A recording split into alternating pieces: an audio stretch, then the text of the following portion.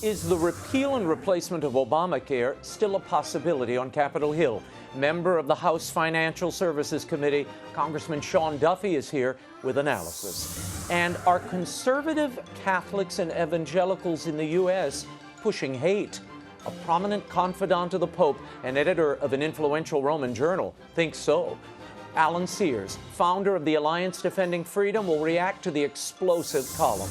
And finally, Charlie Gard, the critically ill child in the UK, may be granted permanent residence in the U.S., but will his doctors allow him to come here for possible life-saving treatment?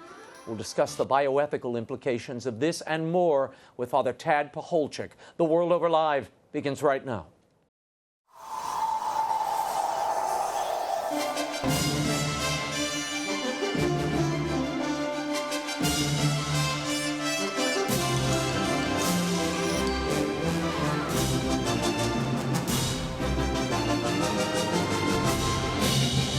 Now, from Washington, D.C., Raymond Arroyo. A warm welcome to all of you joining us in the United States and the world over. Congressman Sean Duffy, Alan Sears, and Father TAD PACHOLCZYK are straight ahead. If you'd like to comment on tonight's show, send me a tweet. I'm at Raymond Arroyo, and I'll be live tweeting throughout, or you can email us at worldover@ewtn.com. Here's the brief news from the world over this week. Senate Republicans are huddling once again after their latest attempt to replace Obamacare fell short of garnering the needed 50 GOP votes. President Donald Trump called out the senators in a gentle but firm rebuke at the White House on Wednesday. We're in this room today to deliver on our promise to the American people to repeal Obamacare and to ensure that they have the health care that they need. We have no choice. We have to repeal and replace Obamacare. Emerging from the White House luncheon, Senate Majority Leader Mitch McConnell said the Senate would vote next week to move ahead on the straight-up repeal of Obamacare. He says he has every expectation that they will at least progress on a replacement measure. More on this with Congressman Duffy in our next segment. And as the U.S. media continues to make much of the recent G20 meeting between President Trump and Vladimir Putin, a leading Russian prelate is commending the two world leaders for their engagement. In a recent Russian television interview, Orthodox Bishop Hilarion Alfiev called the Hamburg meeting between Trump and Putin a road to the future, and he praised the Syrian ceasefire that resulted from it. Metropolitan Hilarion, who is head of the external relations for the Russian Orthodox Church, noted that the brokered ceasefire will help save human lives. He further expressed hope that the meeting will develop into long-term joint efforts between the two nations. Meanwhile, Lebanon's leading patriarch is warning that the presence of 2 million Syrian refugees in his country is straining the fabric of its society. Beshara Boutros Cardinal Rai made the comment during a mass attended by Lebanon's President Michel Aoun. He said that even though we are in solidarity with the refugees, it is the hope of the Lebanese people that the refugees can be guaranteed a safe return to their country. Patriarch Rai praised the good intentions of the government in welcoming the refugees, but he said the costs of providing for them have fallen on the people of Lebanon, causing economic difficulties and prodding many Lebanese to emigrate. The Syrian refugee crisis has become central to national politics as the Lebanese military recently began security operations in refugee camps in order to neutralize militant Syrian factions that have begun to organize and arm themselves within the camps. And Boko Haram violence is escalating once again in Nigeria. At least 8 people were killed on Monday when a female suicide bomber detonated her explosives in a mosque in northeastern Nigeria. The attacks came days after 4 suicide bombers killed at least 19 and injured 23 others in the northeastern city of Maiduguri, the birthplace of Boko Haram. It was the deadliest attack in months by Boko Haram and comes after the government declared that the jihadi terror group had been crushed. But deadly attacks continue. And back in the United States, Callista Gingrich, President Trump's nominee for U.S. Ambassador to the Holy See, appeared on Capitol Hill to begin her confirmation process this week.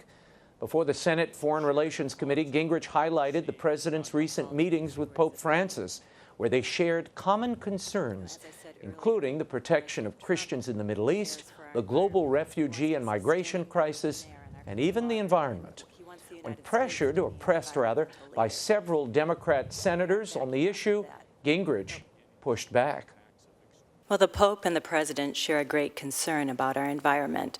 President Trump wants to maintain that we have clean air and clean water, and that the United States remains an environmental leader. As President Trump said, we will disengage and pull out of the Paris Agreement and either re-enter the Paris Agreement or an entirely new agreement, one that is fair to Americans. Ms. Gingrich is the wife of former House Speaker Newt Gingrich and is herself a former congressional aide. Meanwhile, some of Pope Francis's closest collaborators are picking a fight with America's religious conservatives. In an essay published in the Vatican-vetted publication Civiltà Cattolica, its editor, Father Antonio Spadaro, and Argentinian Presbyterian pastor Marcelo Figueroa, argue that American conservative leaders, including Presidents Reagan, George W. Bush, and Trump, have been heavily influenced by fundamentalist Protestantism. The authors claim this has led to an ideology that, quote, divides reality between good and absolute evil and encourages confrontation. They decry the collaboration between evangelicals and Catholics on issues ranging from abortion to same-sex marriage to opposition to illegal immigration. Spadaro and Figueroa claim the fight for religious liberty in the U.S. is merely promoting a narrative of fear. Philadelphia Archbishop Charles Chaput reacted to the commentary in a column. He called it an exercise in dumbing down and inadequately presenting the nature of Catholic evangelical cooperation. Chaput went on to say, it was an especially odd kind of surprise when believers are attacked by co-religionists merely for fighting for what their churches have always held to be true. More about the column later in the show. And it has emerged that a leading church prelate had questioned the orthodoxy of Pope Francis's teaching on the family in Amoris Laetitia. Pope Francis himself. According to Vienna Cardinal Christoph Schönborn, the Holy Father had asked him directly if Amoris Laetitia was orthodox. The question was apparently posed after the controversial document was already released by the Pope. Cardinal Schönborn shared the account in Ireland this past week as the church there prepares for next year's World Meeting with Families. Schönborn revealed that shortly after he presented Amoris Laetitia to the world media, he met the Pope, who thanked him for his efforts, and then asked him if the document was orthodox. Schönborn assured him that it was fully orthodox. A few days later, he said he received a little note from Francis that read, "Thank you for that word, that gave me comfort." Meanwhile, Pope Emeritus Benedict XVI has commended the late Cardinal Joachim Meisner, one of the cardinals who had asked the Pope to clarify his teaching on Amoris Laetitia. In a letter sent to the funeral of the late prelate, Pope Benedict described Cardinal Meisner as a dedicated pastor who resisted the dictatorship of the zeitgeist, the spirit of the age. He further praised Meisner's unshakable faith in the Lord and his church, even, quote, if at times the ship is almost filled to the point of capsizing, end quote. Some reporters interpreted Benedict's words as a suggestion that the church is in crisis under Pope Francis. Archbishop Georg Ganswein, the secretary to both popes, denied such interpretations, calling them overly dramatic. He added that Pope Benedict's shipwreck reference was not alluding to anything specific and that some stupid people were trying to use the Pope Emeritus to cast Pope Francis in a negative light. And the corruption trial of two former executives at a Vatican-owned hospital got underway this week.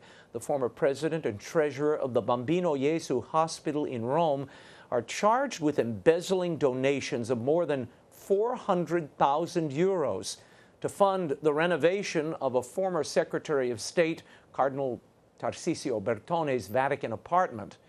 On the first day of the trial, a Vatican tribunal rejected a motion by the defendants to dismiss the case, claiming that the Vatican had no jurisdiction since the hospital is in Rome. The two men are the first to be prosecuted under the Vatican's new rules governing financial accountability. As for Cardinal Bertone, he was unaware of the diversion of money, according to reports. He himself paid the same contractor some 300,000 euros for renovations to his apartment. When we return, Congress drops the ball on repealing and replacing Obamacare. Is tax reform dead as well? And how are they connected? We'll talk to Congressman Sean Duffy when The World Over Live continues. Stay right there.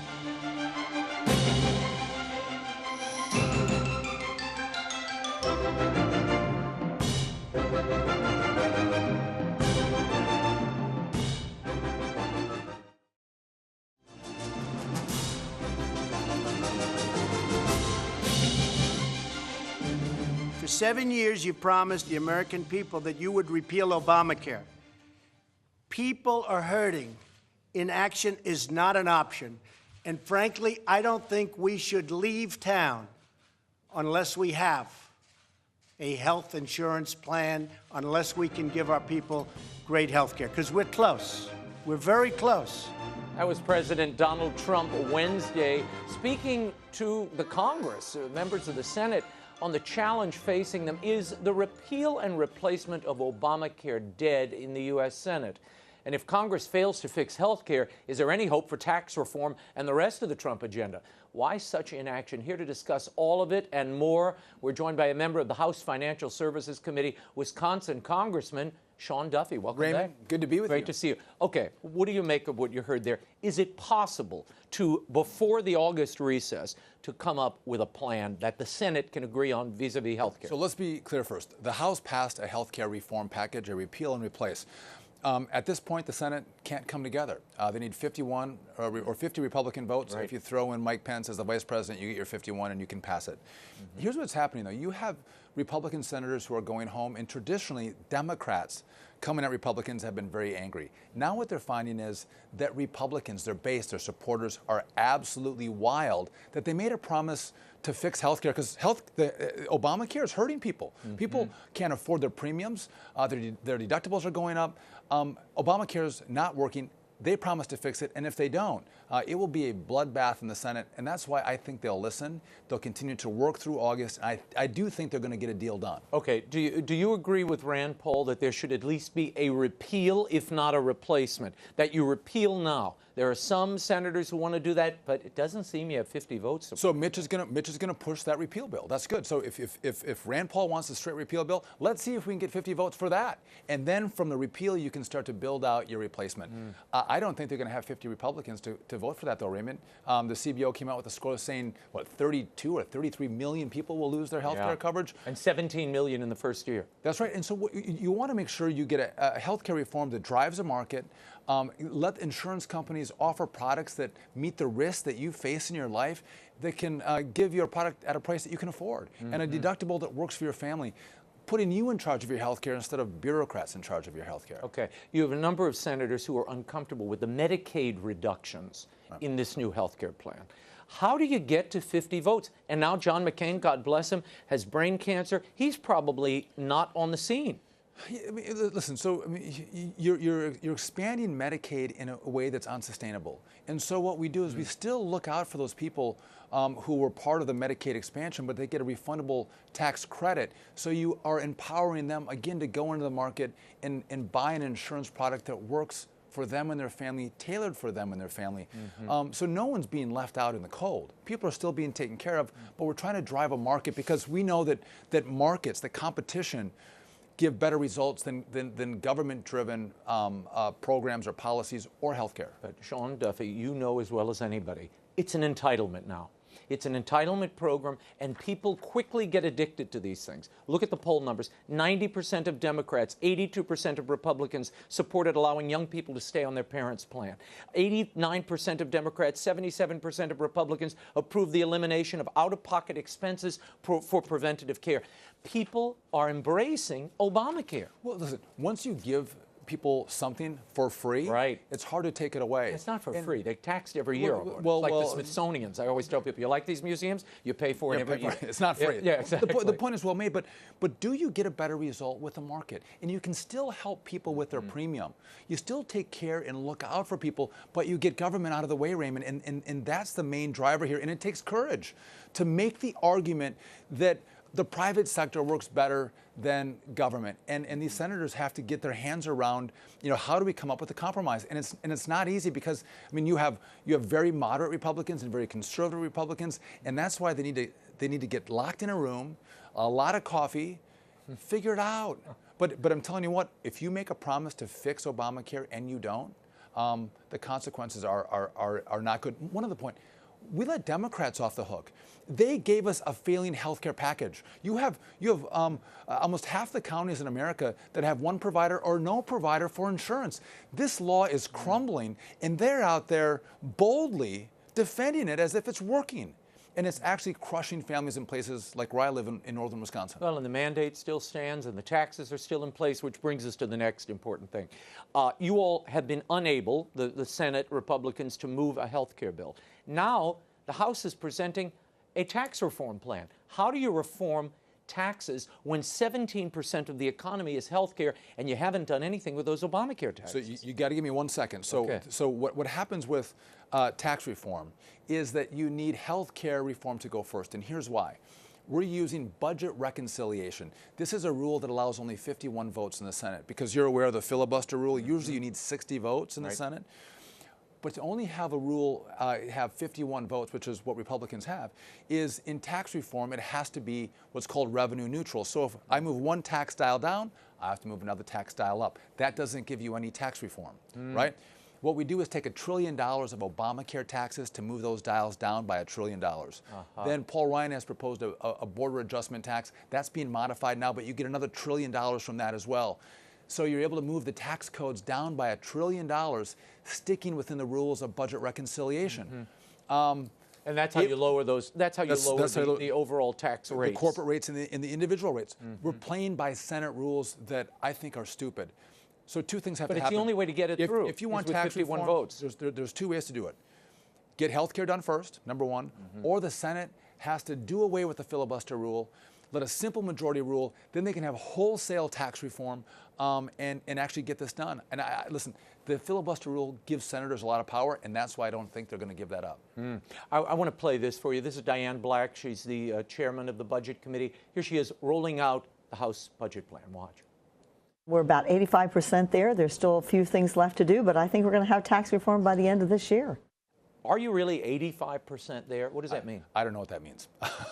The real question is, where are you with health care reform? They might have 85% of an agreement done with Republicans, but that agreement is contingent on health care being concluded in the Senate. So we will not see any advancement of that budget bill until health care is settled in the Senate. So the bill may advance through the House, but it will not pass in the Senate in regard to tax reform unless health care is done first. Listen, this is mind-numbing stuff that we have to deal with. No, it's important stuff, though. But it's, and I don't think people understand. People go, well, why don't you do taxes first? You all agree on it. You're going to grow the economy. Because we're dealing with Senate rules that mean health care have to go first, and this revenue-neutral provision of the Senate rule. Yeah. I want to run something by you here. I know you're going to adjust the tax rates, lower many of them.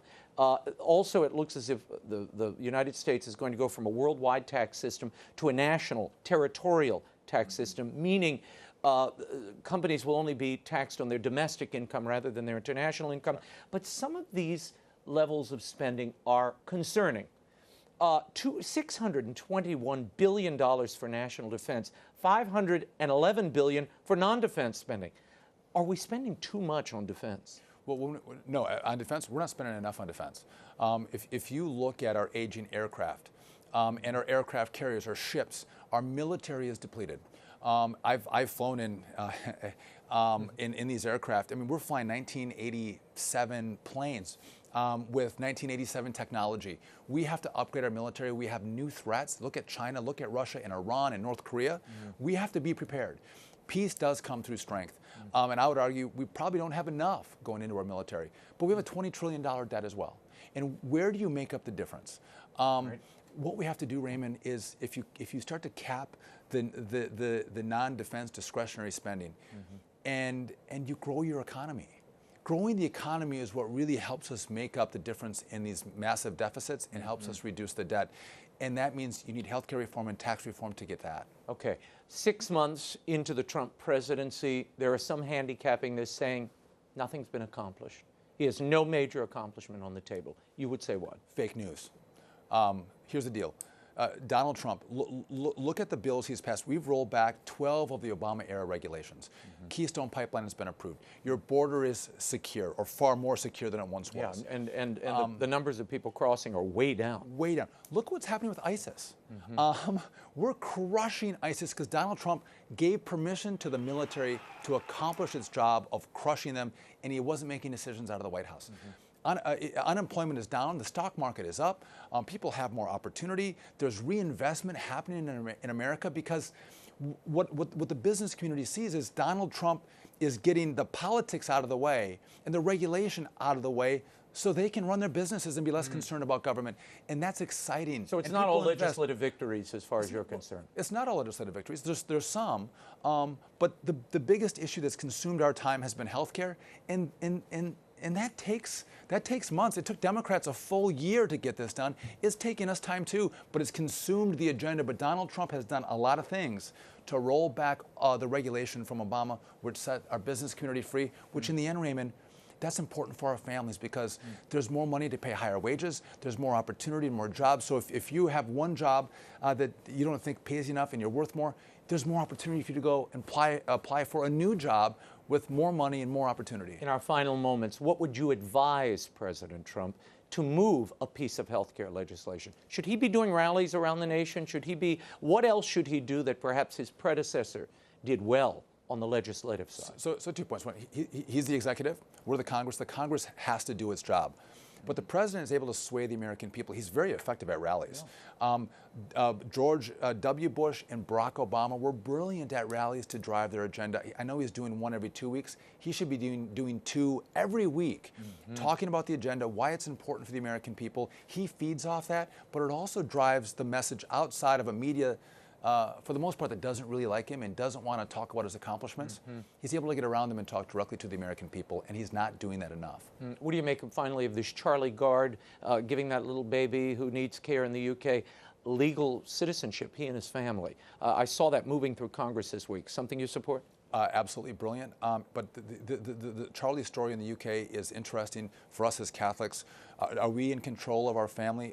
Universal health care, all of a sudden your government and your bureaucrats are making decisions about life support and whether you can take your baby home or whether you can take your baby to America for experimental, potentially life-saving treatment.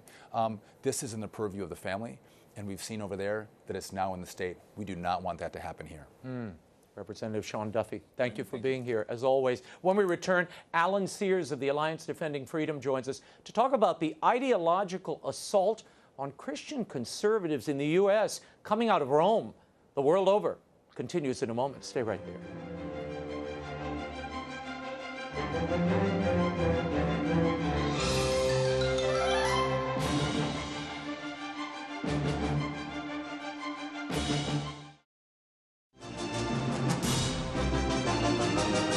Now, once again, Raymond Arroyo. Welcome back to The World Over Live. The editor of a prominent Jesuit journal in Rome issued a letter critical of American Christian conservatives.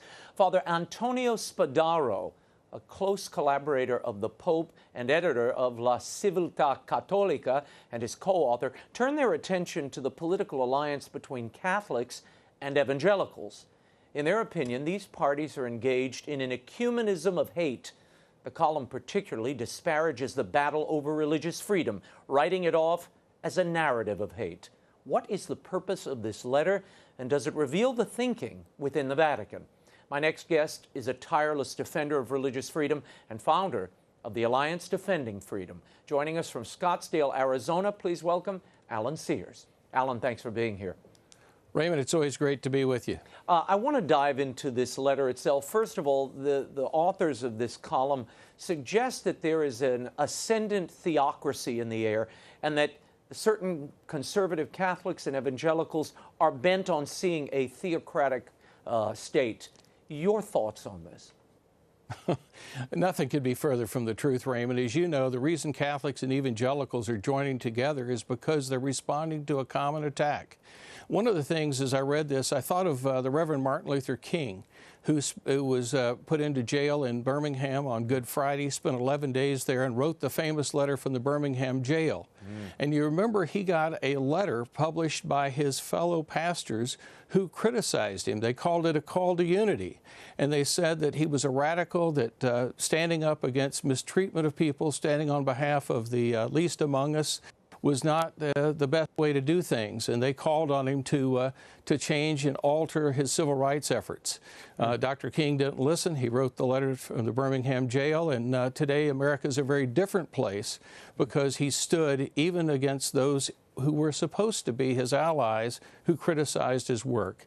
And I think what we see with this letter from Rome is just some people that really don't understand what's going on here in the United States, maybe don't even understand some of the things going on in the courts and the legal systems of Europe, and they don't understand that we're standing on behalf of those who cannot stand for themselves. I want to share this with you. This is Father Spadaro and a little excerpt from his letter. It reads, "A strange form of surprising ecumenism is developing between evangelical fundamentalists and Catholic integralists, brought together by the same desire for religious influence in the political sphere. Some who profess themselves to be Catholic express themselves in ways that until recently were unknown in their tradition, and using tones much closer to evangelicals. They are defined as values voters as far as attracting electoral mass support is concerned." They go on to critique the things that bring these two forces, Catholics and evangelicals, together. Your reaction to this, is it really just a quest for political power and influence? Of course not, Raymond. And of course, we all first had to begin with the principle from John 17, where our Lord told us that we all should be one. That was his prayer on the night before he was betrayed. And so when we come together in these common areas of concern, there's absolutely no interest in theocracy. There's no interest in establishing government. In fact, most of the coming together is to oppose the power of government. Right now, we have people across the country, people of goodwill and good faith. The clients that Alliance Defending Freedom represents, for example, now in the conscience cases, are some of the kindest, nicest, most talented people in our nation. And they're being told that they no longer can use their artistic talents to further things that are consistent with their values, but they must use their talents, their artistic ability to create things that violate the deepest core principles of their faith.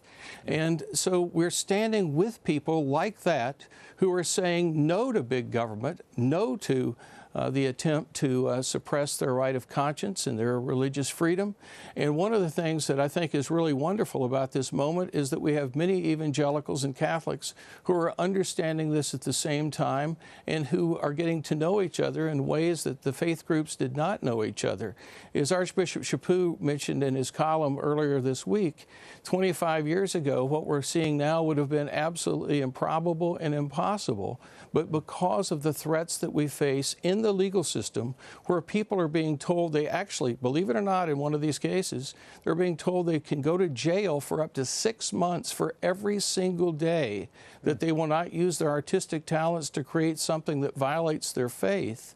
This is a time that we need to stand together, and I'm thankful that people are getting to know one another and work together for this common cause. The writer in Rome is very far off base when he would attribute it to any other motive except the desire to stand on behalf of those who cannot stand for themselves. And yet, Alan Sears, they call your work, particularly your work on behalf of religious freedom, they write it off as creating a narrative of fear. You would say what to Father Spadaro and Pastor Figueroa? Well, first I would say with all due respect that Martin Luther King spent 11 days in jail. And he was there because he exercised his right of conscience. He stood on behalf of people that could not stand for themselves. And we are standing with people who, like Dr. King, are standing on behalf of their right of conscience. I hope none of our clients have to spend 11 days in jail. But at Alliance Defending Freedom, we are committed to the principle of religious freedom and right of conscience for everybody. One of the things I point out to the critics is today it's our clients who are being persecuted, who are being prosecuted. Tomorrow it might be you. When we talk about these issues, religious freedom and right of conscience are rights for everyone. And so I think when we read articles like this, we really have people that don't comprehend or understand the reality of the cases that are actually going on in the courts. And none of these people, Raymond, as you know, went out looking for trouble. Basically because they were so talented, they were so good at their art, their craft, their ability, people came seeking them and wanted them to use their unique abilities to further messages that these people disagreed with.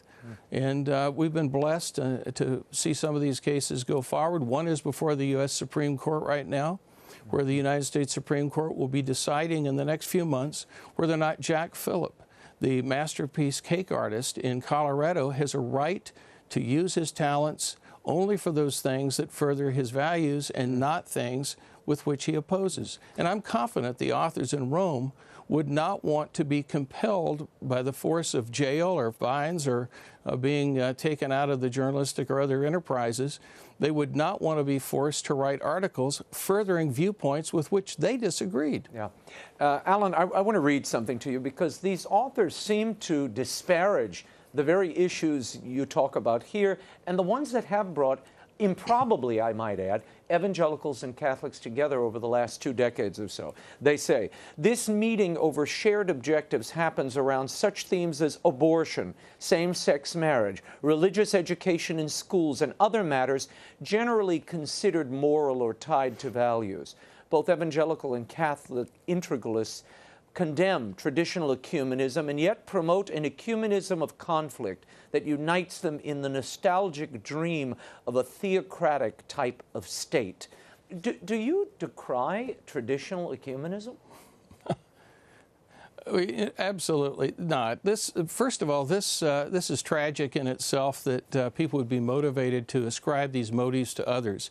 You know, all of our recent popes, John Paul II, Benedict XVI, and now Pope Francis, all talk about these in terms of being non-negotiable principles. The right of parents to direct the upbringing of their children, the absolute right to life, the right to religious freedom, and the right of conscience.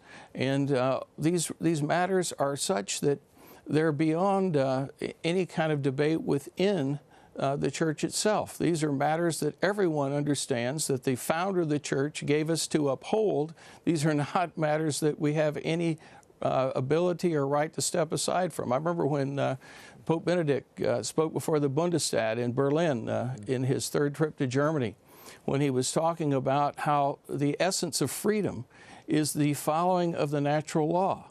And so one of the things that I just don't understand in these kind of these ad hominem attacks is the misunderstanding of what people are all about.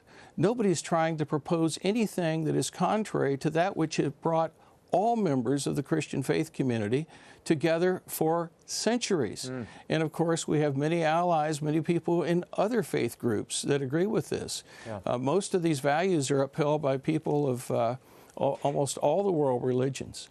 You know, Alan, I got a call from an evangelical leader who shall remain nameless, who the other day said, you know, these churchmen are like assassins. They seem to be spilling with the venom of our enemies. You know, this is not what we need right now. In fact, in one point in the letter, they deride those who don't embrace climate change.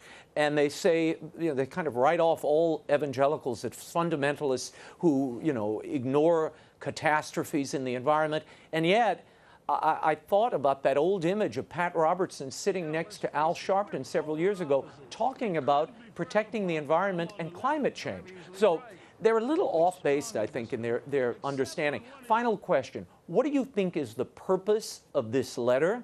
And secondly, has this emboldened your critics who have long charged, Alan, that you and your organization and others like it are engaged in hate works, hate crimes even.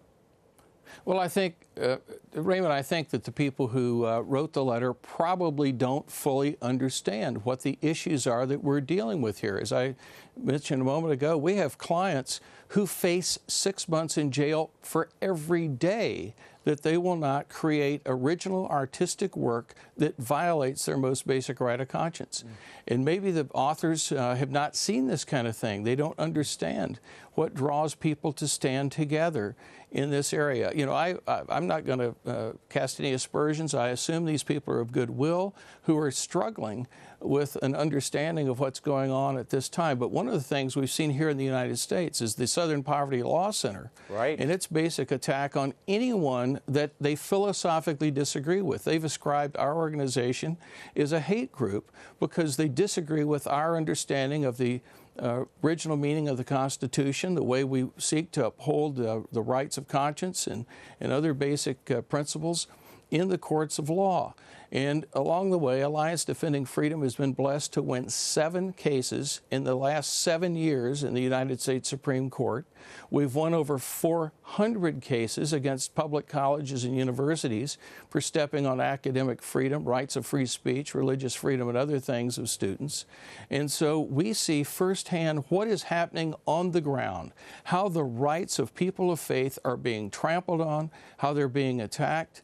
And we also see how important it is that people of commonality, people of goodwill of all faiths, and particularly of the evangelical and Catholic faith, who understand why these things are so important, to come together, to stand together, and to work together for the common good.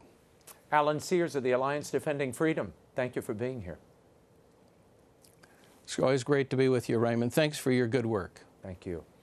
And when we return, we'll talk about that important case in Britain, the heartbreaking story of Charlie Gard. It's making headlines around the world. How can the state and not a parent assume control over a child's fate? Father TAD PACHOLCZYK is here to discuss the ethical implications and more when The World Over continues. Stay right there.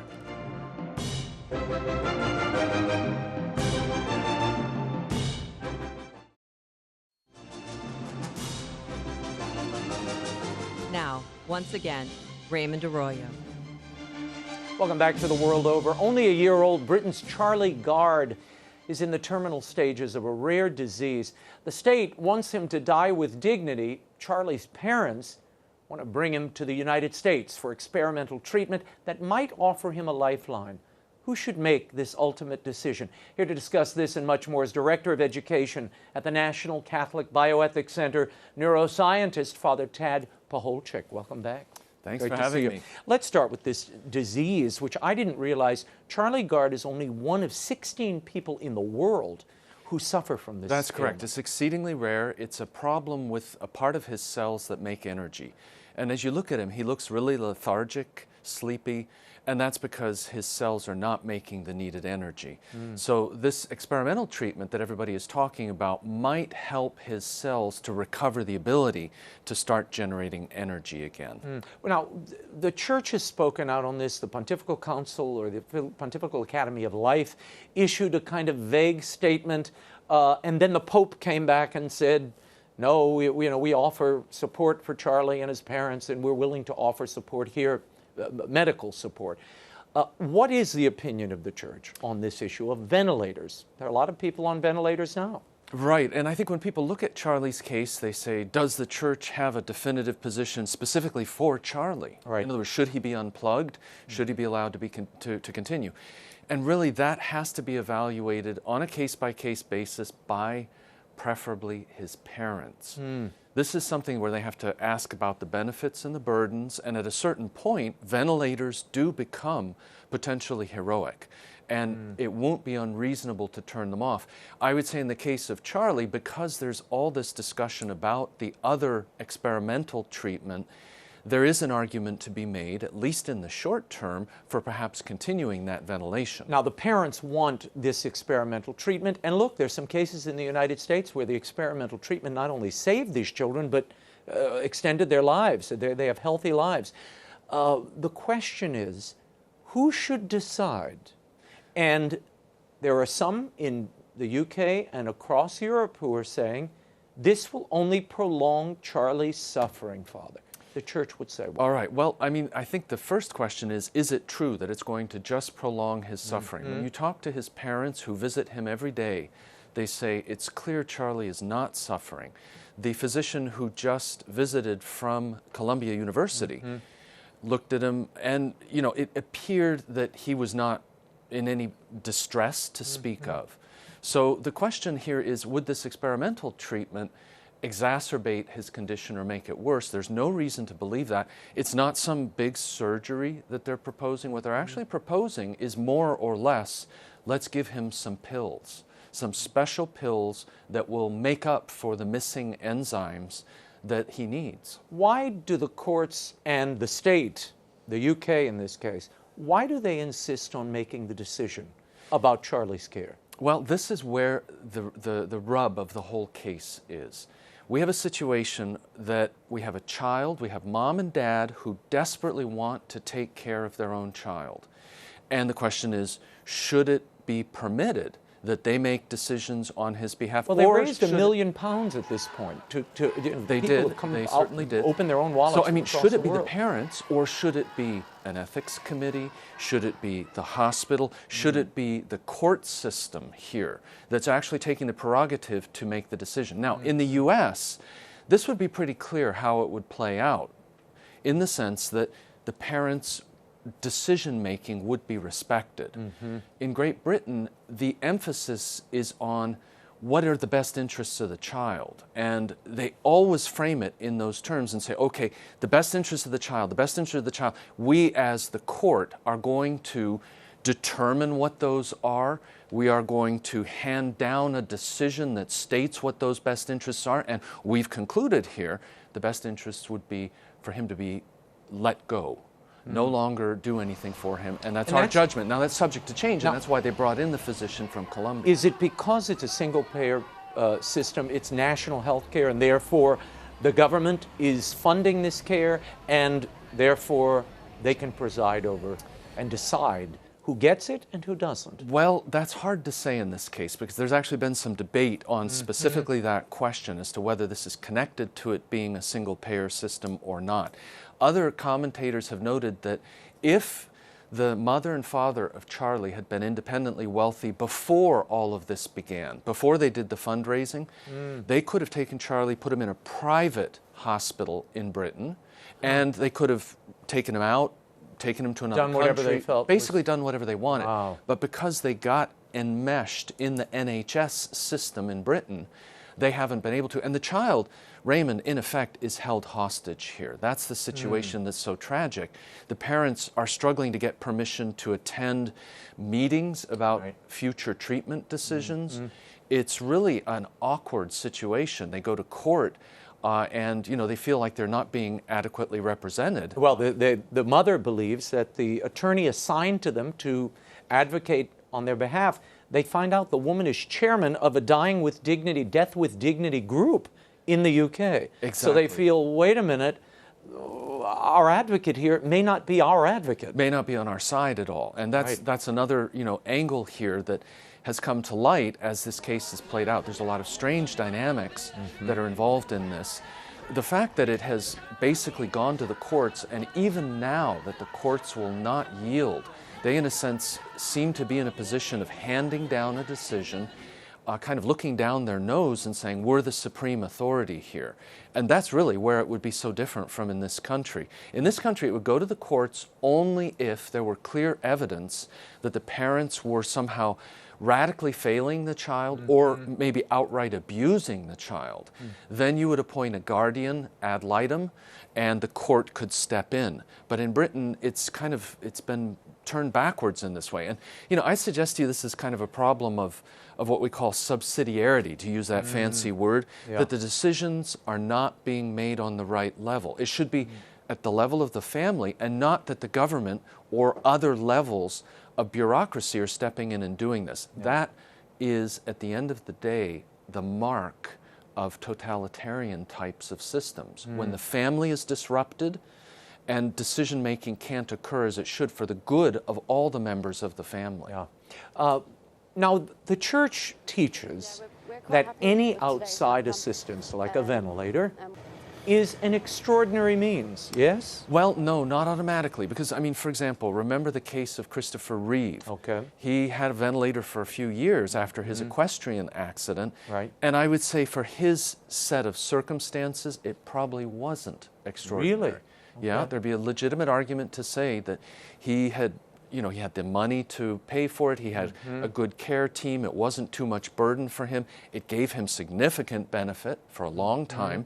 So it's case by case. And in Charlie's case, you believe this is not extraordinary? Well, in Charlie's case, we have to evaluate it in light of the total set of circumstances. That there might be a possibility There might of be a treatment. possibility of some benefits here through this treatment, especially after the visit of this specialist who said it's not just 10%, it might be 10% to 50% chance of benefit. That's nothing to sneeze at. Yeah. Why do you think this case has garnered such attention around the globe? I mean, clearly, it's a little infant, and that moves people, and the plight of the parents. I think so. When you see such a young couple, attractive couple, desperately fighting, the mother is like, she's like a protective mother bear.